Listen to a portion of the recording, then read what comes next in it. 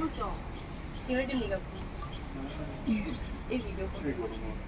Mata que el video.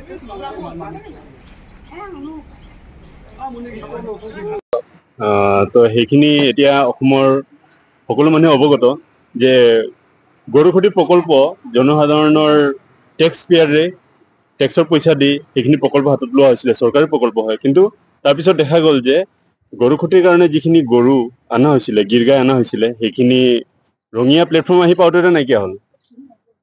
চৰকাৰৰ আণ্ডাৰত আহিছিলে, কিন্তু আহোঁতে আহোঁতে কি হ'ল 90+ গৰু নাইকিয়া হৈ গ'ল তাত। আৰু সেইখিনি গৰু কলৈ গ'ল, সেইখিনি প্ৰশ্ন উত্থাপন হৈছে এতিয়া। সেইখিনি গৰু মন্ত্ৰীসকলৰ মাজত ভাগ বতৰা হৈছে, মন্ত্ৰীসকলে ভগাই লৈছে। সেইটো কেনেকুৱা ধৰণৰ? আৰু সেই ধৰণৰ প্ৰশ্ন যেতিয়া সাংবাদিকসকলে সেই প্ৰশ্ন উত্থাপন কৰে, তেতিয়া তেখেতসকলক সৰু মানুহ, তলৰ মানুহ বুলি অপমান কৰা সেইখিনি পৰিলক্ষিত হৈছে। কিন্তু জনসাধাৰণে প্ৰশ্ন কৰিবই, কেলে এই বিজেপি চৰকাৰে জনসাধাৰণৰ টেক্সেৰে যিসমূহ প্ৰকল্প আনে তাতে ঘাপলা কৰি থাকে। সকলো জেগাতে তেখেতসকলৰ কেলেংকাৰী চলি আছে।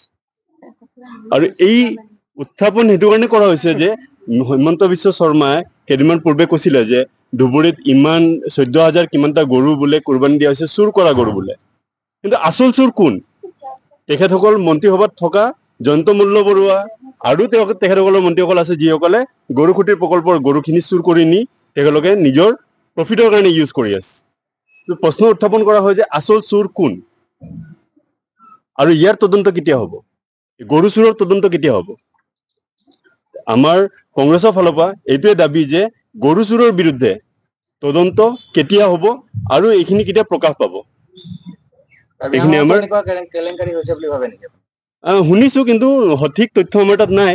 কিন্তু শুনিছো সেইখিনিও আছে বুলি, ইনভলভ হৈ আছে বুলি আমি শুনিছো, খবৰ পাইছো আমি।